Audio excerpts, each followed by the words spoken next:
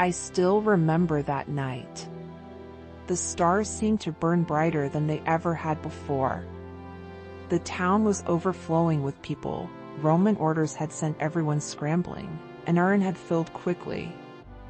Every room, every corner, taken. We were exhausted.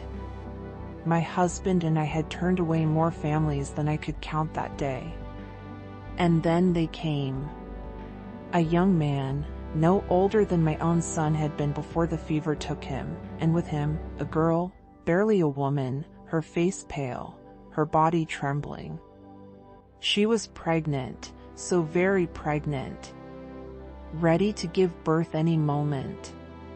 They didn't ask for much. Just a place. A floor. Shelter. But I looked at the chaos inside, at the people packed shoulder to shoulder, and I said what I had said 100 times that day, there's no room. I thought I was being kind when I offered the stable out back. It wasn't clean. It wasn't warm. It wasn't worthy of a birth. But it was the best we had. I led them there in silence, and I remember how he thanked me as if I had given him a palace. She smiled through the pain and held my hand as another contraction took her. I stayed for a while. I fetched water, tried to make her comfortable with what little I had, and then I left them in the straw. I wish I hadn't. Hours later, the cries pierced the night. Not the mother's, no, hers were quiet, almost holy. It was the baby, that cry, I'll never forget it. A sound that somehow felt ancient and newborn at the same time. I should have gone to them then. But I stayed behind the door, watching shadows dance against the stable walls by firelight. I saw shepherds arrive, rough men with trembling hands, falling to their knees. They spoke of angels, of glory, of the Messiah, in my stable. Born in the cold because I said, there's no room.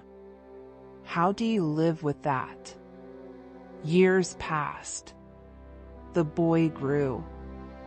Word spread. He healed the sick, raised the dead, loved the unlovable. They say he was the Son of God. And I turned him away. I turned away the mother who carried the Savior of the world.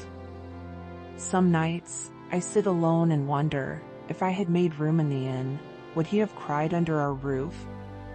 Would I have held him, just once? But maybe he came exactly where he meant to. Among the forgotten. Among the poor. In a place made for animals, to show us no one is ever too low for God's glory. I was the innkeeper's wife. And I carried the ache of that night, not as a curse, but as a reminder.